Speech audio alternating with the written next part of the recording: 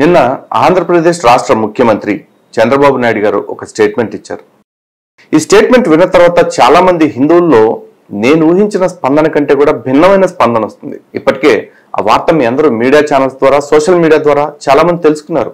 అదే ప్రపంచ ప్రఖ్యాత తిరుమల తిరుపతి దేవస్థానం యొక్క లడ్డూ ప్రసాదం ఏదైతే ఉందో, అంతటి పరమ పవిత్రమైన తిరుమల తిరుపతి దేవస్థానం లడ్డూ ప్రసాదంలో వాడుతున్న నెయ్యిలో కల్తీ జరిగింది. ఆ కల్తీ కూడా ఎలా జరిగింది అంటే జంతు కొవ్వులు. అందులో మీరు ఆ రిపోర్ట్ కనుక ఒక్కసారి చూడండి. చూస్తున్నారుగా ఫారెన్ ఫ్యాక్ట్స్ ఏమున్నాయో దీనిలో. బీఫ్ టాలో అంటే ఇది గొడ్డు మాంసానికి సంబంధించిన పదార్థాలు, అవశేషాలని చెప్పొచ్చు. అదేవిధంగా దాని కింద లార్డ్ అని చెప్పేసి ఉంది. ఇందులో జంతువుల యొక్క పొట్ట భాగానికి సంబంధించిన కొవ్వు పదార్థాలు, అది మరీ పర్టికులర్గా చెప్పాలి అంటే పందికి సంబంధించినది అన్నట్లుగా కూడా తెలుస్తూ ఉంది. అయితే ఈ వార్త బయటకు వచ్చిన కాడి నుంచి రకరకాలుగా మాట్లాడుతున్నారు. కొంతమంది ఏమంటారంటే ఇలాంటివి చెప్పడం చాలా తప్పు, దీనివల్ల భక్తుల మనోభావాలు దెబ్బతింటాయి. అరే ఆడు నెయ్యిలో కలిపేసి నెయ్యిని కల్తీ చేసి మన క్షేత్ర పవిత్రతని, తరతరాల నుంచి వస్తున్న ఆ ప్రాశస్త్యాన్ని దెబ్బతీస్తున్నప్పుడు, పవిత్రతని దెబ్బ తీసేసినప్పుడు మీకు ఎక్కడ బాధ అనిపించలేదు. ఈ నిజాన్ని బయట పెట్టినప్పుడు మాత్రం ఇది చాలా తప్పు, మనోభావాలు దెబ్బతింటే అంటున్నారా? అంటే నిజాలు తెలుసుకుని సరి చేసుకుంటే ఇంకా భవిష్యత్తులో ఈ మనోభావాలు దెబ్బ తినకుండా ఉంటాయి. కానీ ఇదే తప్పుని బయట పెడితే ఎక్కడ బాధపడతారో అని చెప్పి ఆ తప్పునే కొనసాగించుకుంటూ వెళితే ఇది మరి భక్తుల్ని మోసం చేయటం కదా, భక్తుల్ని కాదు సాక్షాత్తు భగవంతుడిని మోసం చేయటం కదా. కాబట్టి ఫస్ట్ భక్తులు ఈ విధంగా ఆలోచించడం మానేయండి. జరగకూడని తప్పు జరిగింది. ఎందుకంటే 5 సంవత్సరాల క్రితం మనం చేసిన ఒక తప్పు, మతోన్మాదం నెత్తికెక్కేసిన మతస్థుడని తెలిసి కూడా ఒక అన్య మతస్థుడిని ముఖ్యమంత్రిగా చేసుకున్నాం మనం. ఇక్కడ చాలా మంది కల్తీ గురించి, కల్తీ కారణంగా వచ్చిన కమిషన్ల గురించి బాధపడిపోతున్నారు. అసలు మ్యాటర్ అది కానే కాదు.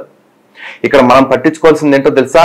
తిరుమల తిరుపతి దేవస్థానం పట్ల ఎటువంటి విశ్వాసం లేని వ్యక్తి, హిందూ ధర్మం పట్ల తీవ్రమైన విద్వేషం కలిగిన వ్యక్తి ఏ విధంగా చేస్తాడో, క్షేత్రాన్ని పాడు చేయడానికి ఎన్నెన్ని ప్రయత్నాలు చేస్తాడో ఆ ప్రయత్నాలే ఇక్కడ కూడా జరిగాయి. ఇందుకు కారణం ఒకటే, మతోన్మాదం. ఫస్ట్ ఆ యాంగిల్లో ఆలోచించడం మొదలు పెడితే మాత్రమే హిందువులకి ఇప్పటికైనా బుద్ధి వచ్చినట్లుగా మనం భావించగలుగుతాం. లేదు అలా కాకుండా ఈ పార్టీ మీద వ్యతిరేకత, లేకపోతే ఇంకో పార్టీ మీద ప్రేమ, ఈ కులమోడి మీద ద్వేషం, ఆ కులమోడి మీద ప్రేమ అన్నట్లుగా ఆలోచించారంటే మాత్రం గుర్తుపెట్టుకోండి, ధర్మానికి మనకి మించిన ద్రోహం చేస్తున్న వాళ్ళు మరొకళ్ళు ఉండరు. ఈ లడ్డూ గురించి, కల్తీల గురించి ఇంతకంటే ఎక్కువగా మనం పెద్ద మాట్లాడుకోవాల్సింది ఇలా. ఎందుకంటే 2023 సంవత్సరం దాకా కర్ణాటకకి సంబంధించిన గవర్నమెంట్ డైరీ ఏదైతే ఉందో, నందిని డైరీ, KMF వాళ్ళే ఈ నేతిని సప్లై చేస్తూ ఉన్నారు. వాళ్ళు సప్లై చేస్తున్నప్పుడు వరకు ఎటువంటి కంప్లైంట్స్ లేవు, ఏం లేవు. అలాంటి సడన్ గా వాళ్ళని తీసి వీళ్ళకి ఇవ్వాల్సిన అవసరం ఏమొచ్చింది? ఏమన్నంటే కేజీ 320 రూపాయలకి వీళ్ళు చాలా తక్కువ రేట్కి ఇస్తున్నారు అంటారు. సుబ్బారెడ్డి కూడా మాట్లాడుతూ నిన్న ఏదో ఛాలెంజ్లు చేశాడు. ఆ ఛాలెంజ్ గురించి కూడా మాట్లాడతాం.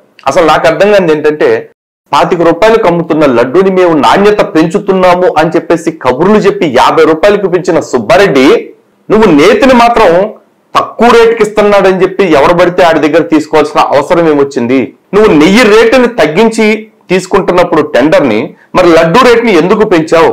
ఈ ప్రశ్న గురించి సమాధానం చెప్పగలవా?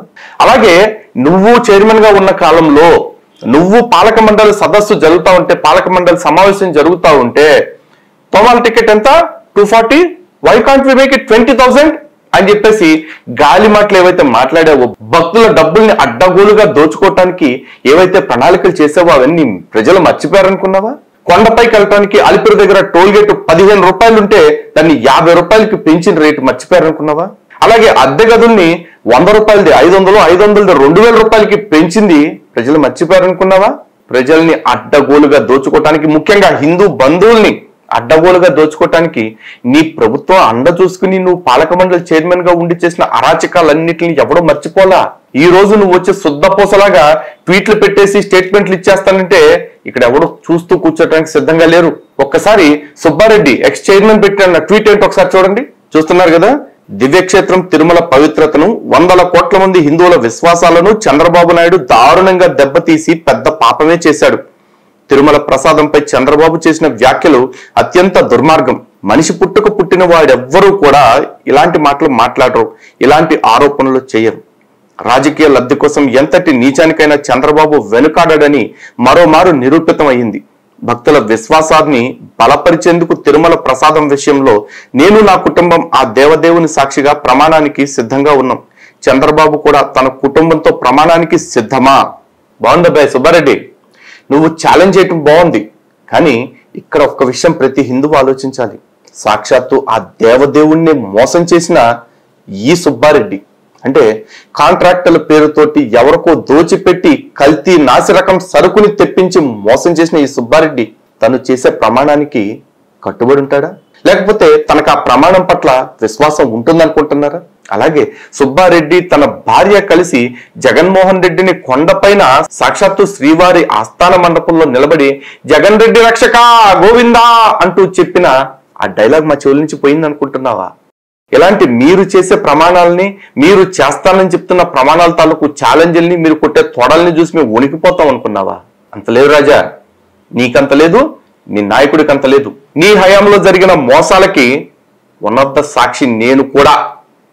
ఎందుకంటే గత 5 ఏళ్ల నుంచి తిరుమల తిరుపతి దేవస్థానాన్ని మీ నుంచి కాపాడుకోవటానికి, మీ క్రైస్తవ మాఫియా నుంచి కాపాడుకోవటానికి ఎన్ని తిప్పలు పడ్డానో, ఎంత కష్టపడ్డానో నాకు తెలుసు, నా బృందానికి తెలుసు.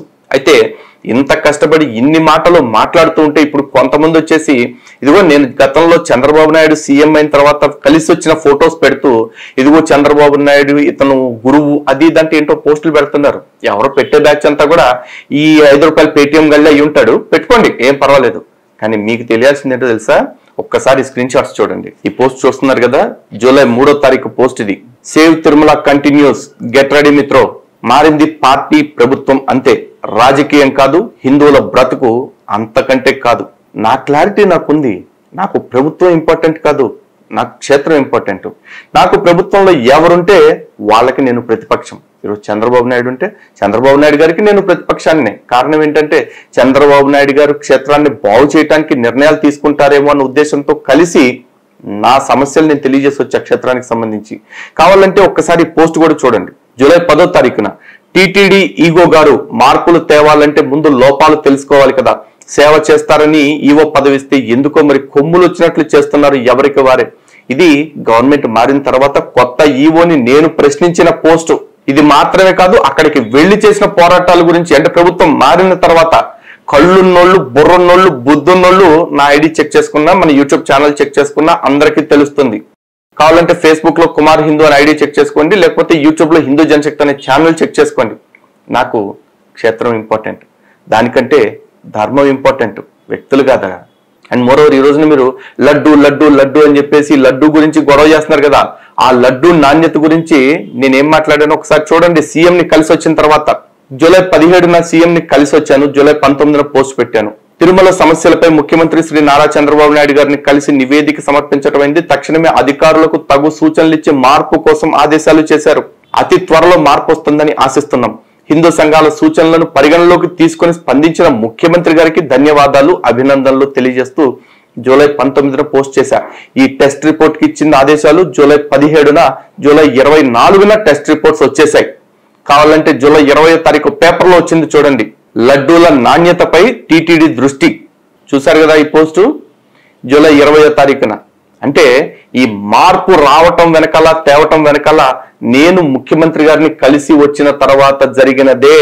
ఈ రాష్ట్ర ముఖ్యమంత్రి కాబట్టి, టీటీడీ చైర్మన్ ని నియమించే అధికారం కలిగిన వ్యక్తి కాబట్టి, నేరుగా టీటీడీని నియంత్రించగలిగిన వ్యక్తి కాబట్టి ఆయన్ని కలిసి నేను విజ్ఞాపనిచ్చి రావటం జరిగింది. ఈ రాష్ట్ర పౌరుడిగా, లేదంటే ఒక స్వామి భక్తుడిగా రాష్ట్ర ముఖ్యమంత్రిని కలిస్తే ఇక ఆ పార్టీకి అంటగట్టేస్తారా? అఫ్ కోర్స్ ఒకవేళ నేను కలవాల్సి వస్తే 2 సార్లు కాదు, 22 సార్లు కలుస్తా. గతంలో కూడా ముఖ్యమంత్రిని కలవటానికి ప్రయత్నం చేశాం. కానీ మీ 5 ఏళ్లు పాలించిన ఆ క్రైస్తవ సీఎం, పరదాల మాటం తిరిగిన ఆ సీఎం 5 ఏళ్లలో నాకు ఎప్పుడు అపాయింట్మెంట్ ఇయ్యలా. కానీ ఈ రోజున్న సీఎం హిందూ సంఘాల మాటలు తీసుకుంటున్నాడు పరిగణలోకి. కాబట్టి ఆయన్ని కలిశాను, ఇచ్చాను, వచ్చాను. ఇంకా అవసరమైతే సమస్యలు ఉన్నప్పుడు మరొకసారి అవకాశం కుదిరితే మళ్ళీ కలుస్తా, మళ్ళీ కలుస్తా. ఎందుకంటే ఎవరో ఒకళ్ళు కలిసి సమస్యలను అలాంటి వాళ్ళ దృష్టికి తీసుకెళ్ళకపోతే ఆ సమస్యలు ఎప్పటికీ సమస్యలుగానే ఉంటాయి. అంతేకాదు అన్యమత ఉద్యోగస్తుల గురించి ఫిర్యాదు చేసింది కూడా ప్రత్యక్షంగా కలిసి నేను. దాని మీద కూడా త్వరలోనే ఫలితాలు వస్తాయి, ఎదురు చూస్తా కూర్చోండి. అన్ని ఓవర్ రైట్ అయిపోకపోవచ్చు, కానీ ఖచ్చితంగా ప్రతిదీ జరిగి తీరుతుంది. అలా జరగటం కోసం నేను ప్రయత్నం చేస్తున్నా. అది నా స్థాయి, అది నా శక్తి, అది నా కమిట్మెంట్ అన్నిటికీ మించి. కాబట్టి నా గురించి నోటికొచ్చినట్లు వాగే వాళ్ళందరికీ చెప్తున్నా, గుర్తుపెట్టుకోండి, లలిత్ కుమార్ బ్రతికితే ధర్మం కోసం, చస్తే ధర్మం కోసమే అవుతుంది. ఈ మధ్యలో ఎవరినైనా కలిసినా, ఏదైనా చేసినా అవన్నీ కూడా ధర్మం కోసమే అవుతాయి. నన్ను కొనాలన్నా, నన్ను కట్టడి చేయాలన్నా సరే అది మనుషులతో సాధ్యమయ్యేది కాదు, ఆయనకి తప్ప. ఇది చూసి చాలా మంది లలిత్ కుమార్కి పొగరను, అహంకారమను, బలుపను, గర్వమను ఏమనుకుంటారో అనుకోండి. కానీ నేను మాత్రం ఒకటే చెప్తున్నా, నా ధర్మం యొక్క ఔన్నత్యం తెలిసిన నాకు, నా ధర్మం గురించి పనిచేస్తున్న నాకు, నా భగవద్వజం ఎంత ఉన్నతంగా ఉంటుందో నా వ్యక్తిత్వం కూడా అంతే ఉన్నతంగా ఉంటుందన్న నమ్మకం, భరోసా నాకుంది. ఆ నమ్మకం, ఆ భరోసాతోటే నేను పని చేసుకుంటూ వెళ్తున్నాను, అలాగే పని చేస్తూ ఉంటాను. కాకపోతే ఇప్పుడు అందరికీ హిందువులకు చెప్పేది ఒకటే, ఈ ఘటన మీద ప్రతి ఒక్కళ్ళు స్పందించండి, ప్రతి ఒక్కళ్ళు మాట్లాడండి. ఇది ఫేక్ న్యూస్ అంటూ తప్పుడు ప్రచారం చేస్తున్న వాళ్ళు ఎవరైతే ఉన్నారో అలాంటి వాళ్ళ దవడలో వాయి కొట్టేలాగా సమాధానం చెప్పండి. ఎందుకంటే మతోన్మాదం నెత్తికెక్కిన నాయకుడు 5 ఏళ్లు అధికారంలో ఉండి చేసిన పని ఏంటంటే ఇది ఒక్కటే కాదు, ఇలాంటివి ఎన్నో జరిగాయి. ఇది ఇప్పుడు బయటకు వచ్చింది. ఇలాంటివి ఇంకా ఎన్నో వాళ్ళు చేసిన అకృత్యాలన్నీ అతి త్వరలోనే బయటకు వస్తాయి కూడా. కాబట్టి దయచేసి గుర్తుపెట్టుకోండి, ఈ తప్పు వల్ల జగన్మోహన్ రెడ్డి హయాంలో జరిగింది అనుకుంటున్నారేమో. గతంలో టీడీపీ ఉన్నప్పుడు కూడా ఇట్లాంటివి ఏమైనా జరుగుంటే అవైనా సరే బయటకు వస్తే అప్పుడు కూడా ఇలాగే స్పందిస్తాను నేను. కారణం రాజకీయాలు, కులాలు, లేకపోతే ప్రాంతాలు, పార్టీలు ఇవన్నీ మీకు కావాలేమో, నాకు కాదు. నాకు ధర్మం మాత్రమే కావాలి, ధర్మం కోసమే బ్రతుకుతా. అందుకే మీ అందరికీ ఫైనల్గా చెప్పేది ఒకటే, మన సనాతన ధర్మాన్ని, మన ఆలయాల్ని కాపాడుకోవటం కోసం నా యుద్ధం, నా పోరాటం ఎప్పుడు కొనసాగుతూనే ఉంటుంది. అందులో మీ అందరి భాగస్వామ్యం, మీ అందరి సహకారం, మీ అందరి సాహచర్యం ఖచ్చితంగా ఎప్పటికీ నాకు ఉండాలని మనస్ఫూర్తిగా మీ అందరికీ విజ్ఞప్తి చేసుకుంటున్నా. జై శ్రీరామ్, భారత్ మాతకి జై.